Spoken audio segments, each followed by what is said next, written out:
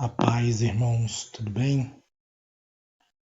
No último estudo que fizemos, nós falamos um pouco sobre as manifestações, sobre que um cristão não deve participar de manifestações, porque as armas da nossa milícia não são carnais, mas são armas espirituais, são poderosas em Deus.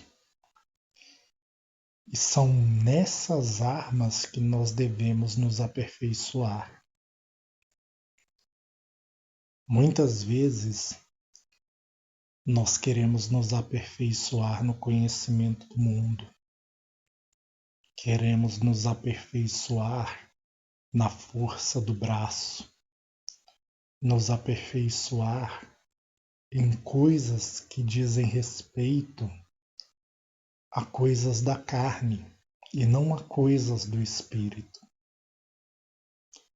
Pessoas que querem se aperfeiçoar numa determinada área de trabalho para que possam ter um salário melhor. Pessoas que querem se aperfeiçoar nos estudos, no trabalho que executam. Pessoas que querem se aperfeiçoar fazendo faculdades, cursos, e com isso a pessoa ela dá todo o seu tempo para a edificação desse mundo. E sem perceber, todo o tempo que ela tem, todas as energias e todas as forças que ela tem, estão sendo usadas para edificar esse mundo. Assim como no passado, os hebreus, todas as suas forças eram usadas para edificar pirâmides para Faraó. O Faraó desse tempo é Satanás e o mundo que ele está edificando para que o anticristo possa assumir o domínio. Porque as coisas que estão sendo trabalhadas e edificadas neste mundo não são em benefícios do reino de Deus, mas são em benefícios do mundo e para controle da humanidade. Pode perceber que cada vez mais o homem, governo mundial, procura ter controle do ser humano. E você acha que Deus não vai castigar essas coisas? Nós, irmãos, muitas vezes não paramos para analisar questões de governo, como que o governo trabalha, questões do mundo, para que possamos ter uma melhor compreensão de como Satanás tem trabalhado neste mundo. Mas tudo o que podemos ver é a execução do espírito do anticristo. É o mistério da iniquidade, como Paulo diz em 2 Tessalonicenses capítulo 2, trabalhando no mundo e fazendo a evolução desse mistério para que o mundo esteja do modo que precisa estar no tempo em que o anticristo deve aparecer. Só que muitas pessoas estão esperando um arrebatamento prometido para elas antes desse tempo. Arrebatamento esse que não vai acontecer, porque o arrebatamento é no final, não é antes da grande tribulação. E muitas pessoas, infelizmente, vão ser pegas de surpresa. Pessoas que vão ser pegas totalmente despreparadas, totalmente desprevenidas para isso. É por isso que Paulo, em 1 Coríntios 14, ele vai dizer no versículo 8, se eu não me engano, que se a trombeta der som incerto, quem que se preparará para a batalha? Então nós podemos ver que no capítulo 14 de 1 Coríntios, Paulo fala do toque de uma trombeta que prepara o povo para a batalha. E em 1 Coríntios 15, ele vai falar de uma última trombeta para o arrebatamento. E se nós formos analisar isso, é aquele ciclo das 7 trombetas do Apocalipse. Porque o toque das trombetas também são comparados a vozes de trombetas. E essas vozes são as vozes das duas testemunhas, que estarão despertando o povo nesse tempo, para estarem prontas para a última trombeta. Mas pessoas que se apegam a uma doutrina porque melhor lhe parece do que a verdade e deixam-se cauterizar a mente com essas doutrinas, a pessoa ela pode ver exposta a verdade na frente dela que ela não aceita. Você pode ver isso com a idolatria que é praticada não somente no catolicismo, mas também nas igrejas evangélicas também, no mundo de uma forma geral. Quer ver uma forma bem prática de se ver a idolatria?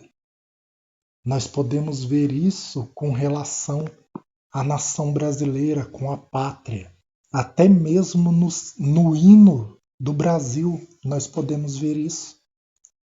Pátria idolatrada, terra adorada.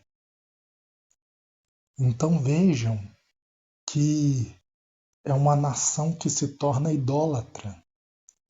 E tudo isso vai puxando para coisas que provocam a ira e o furor de Deus, porque vão contra a palavra de Deus. O presidente, que ele fala Deus, pátria, família e liberdade, e depois consagra o país a uma imagem, a um ídolo. Como que Deus pode estar nisso? Pátria, exaltando a pátria brasileira, quando que Paulo vai dizer que a nossa pátria não é terrena, mas a nossa pátria está no céu. E quando Paulo ele vai falar acerca disso, ele até faz uma citação que nós fazemos parte, que a nossa mãe é a Jerusalém celeste e não a Jerusalém terrena. Quando nós olhamos o lugar que Deus escolheu para fazer habitar o seu nome na terra, é Jerusalém, e muitas pessoas estão idolatrando o Brasil, sendo que Paulo ele repreendeu a idolatria da nação de Israel, a idolatria de Jerusalém. Muitos judeus estavam idolatrando Jerusalém, e aí Paulo fala que nós pertencemos a Jerusalém celeste, não a Jerusalém terrestre. Então veja quanta controvérsia quando nós colocamos frente a frente com a Bíblia. Porque na questão de família, a religiosidade, a idolatria divide muitas famílias, quando que em Cristo são unidas todas as famílias no céu e na terra. Então, veja que Deus tem todo esse projeto de Deus, pátria, família e liberdade, tudo em Cristo Jesus. Porque está escrito que se o Filho vos libertar, verdadeiramente sereis livres. E igual eu estava falando da nossa mãe ser a Jerusalém celestial, no hino do Brasil fala que essa pátria é a nossa mãe. Só que Paulo nos ensina que a nossa mãe é a Jerusalém celeste. Então, como que podemos querer usar a força do nosso braço para querer mudar alguma situação, para querer mudar alguma coisa? Afinal, isso também está no hino do Brasil, né? Podemos conquistar com braço forte, mas a palavra de Deus diz: maldito que confia na força do braço. Bendito que confia no Senhor e cuja esperança é o Senhor.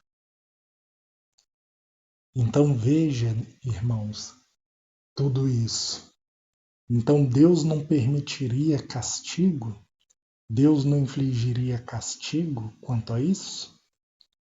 Se você ler Jeremias capítulo 25, Deus dá o cálice do furor da ira dele para Jeremias e fala para Jeremias dar desse cálice do furor da sua ira para todas as nações da terra, tanto as de perto como as de longe. E isso faz referência a judeus e gentios, porque os de perto, quando nós vemos Paulo explicando sobre judeus e gentios, falando das duas casas de Israel, que as duas casas de Israel representam judeus e gentios unidos em Cristo, ele fala os de perto e os de longe. E os de perto eram os judeus, os de longe, os gentios, que estavam espalhados nas nações. E esse cálice do furor era para ser entregado a todas as nações até as extremidades da terra. E por último ao rei da Babilônia, fazendo alusão ao anticristo. Porque no livro do Apocalipse nós vemos o anticristo como sendo o chifre pequeno que tem autoridade sobre todas as nações, assim como foi dado a Nabucodonosor, rei da Babilônia, a autoridade sobre todas as nações no seu tempo. Ele governava sobre tudo.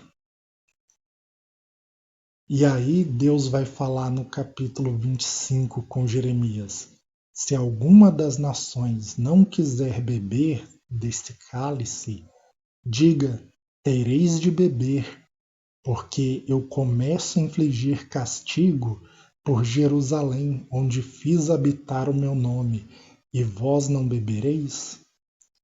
Então, se onde Deus escolheu para fazer habitar o nome dele, por causa do pecado do povo, ele infligiu castigo, as demais nações da terra não sofrerão castigo também por seus pecados? Muitas são as pessoas que oraram, jejuaram e disseram: seja feita a vontade de Deus. Mas quando viram que a esquerda ganhou, quiseram até com a força do braço mudar isso. É como se a pessoa estivesse dizendo: eu não quero beber desse cálice. Mas como Deus disse a Jeremias: tereis de beber.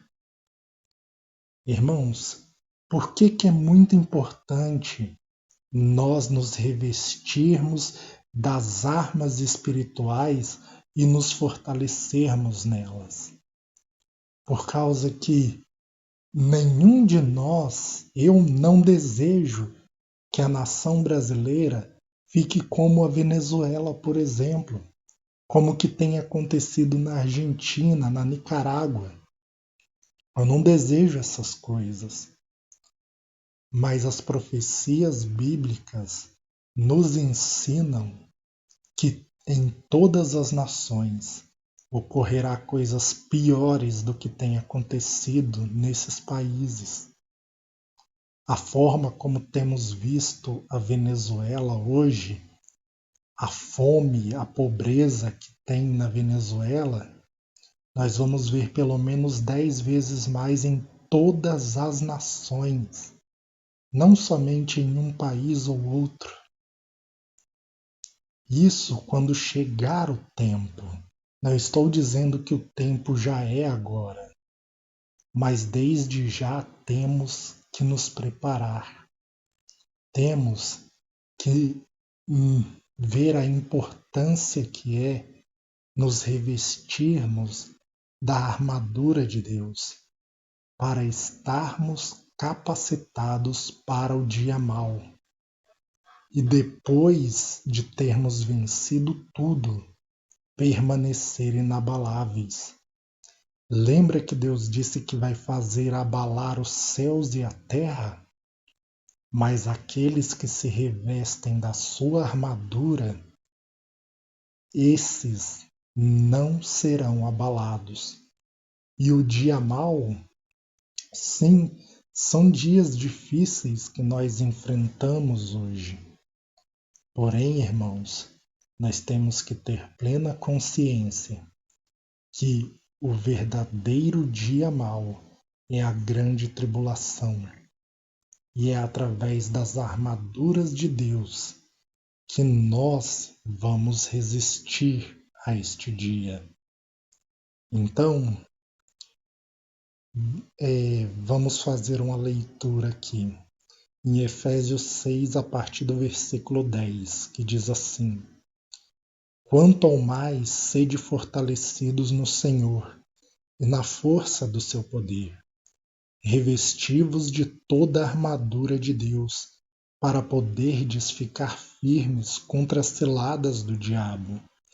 Porque a nossa luta não é contra a sangue e a carne, e sim contra os principados e potestades, contra os dominadores deste mundo tenebroso, contra as forças espirituais do mal nas regiões celestes. Portanto, tomai toda a armadura de Deus, para que possais resistir no dia mau, e depois de terdes vencido tudo, permanecer inabaláveis. Estais, pois, firmes, cingindo-vos com a verdade, vestindo-vos da couraça da justiça. Calçai os pés com a preparação do Evangelho da paz. Preparação do Evangelho, ou seja, estar preparado. Nós devemos estar calçado, ou seja, simbolicamente, o calçado dos nossos pés deve ser a preparação, estar preparado, estar firme, disposto à caminhada do Evangelho, independente de qual seja a dificuldade, de qual seja o problema, de qual seja a situação que venhamos enfrentar. Embraçando sempre o escudo da fé, com o qual podeis apagar todos os dardos inflamados do maligno. Tomai também o capacete da salvação e a espada do Espírito, que é a palavra de Deus. Irmãos, quem não sabe manejar uma espada, o que pode acontecer com esta pessoa? Se ferir, se cortar, se machucar. Assim também, simbolicamente, com a nossa vida espiritual. Quando nós somos crianças no entendimento da palavra e não buscamos o crescimento espiritual para usar a palavra de Deus com sabedoria, manejando ela bem como um guerreiro experiente maneja uma espada, nós podemos usar ela de forma incoerente para a nossa própria vontade, segundo o nosso próprio querer. Então nós não devemos torcer as palavras de Deus, como está escrito em Jeremias 23, que os profetas estavam torcendo a palavra de Deus, usando segundo o seu próprio desejo, segundo o desejo do seu próprio coração, mas devemos manejar bem a palavra, de modo que quando é uma repreensão, aceitemos a repreensão e vivamos de modo diferente. Venhamos nos arrepender, porque o sábio, ele aceita a repreensão e muda os seus caminhos, mas o tolo, ele rejeita a repreensão. Nós não devemos agir como tolos. E isso serve como exemplo para as 10 virgens, porque nós vamos ter virgens sábias e virgens nécias, loucas, tolas. As sábias têm azeite, as tolas não, porque as tolas elas não aceitam repreensão. Já as sábias, elas aceitam repreensão. É por isso que quando elas despertam, as sábias correm para o noivo, mas as tolas correm para comprar azeite. Só que elas vão ver que o azeite não pode ser comprado, que o azeite deveria ter sido armazenado e conseguido no tempo em que estava disposto, no tempo em que ele era dado gratuitamente, porque o azeite não se compra. Hoje tem muitas pessoas pensando que pode comprar as bênçãos de Deus, por falta de sabedoria, porque é assim que são ensinadas.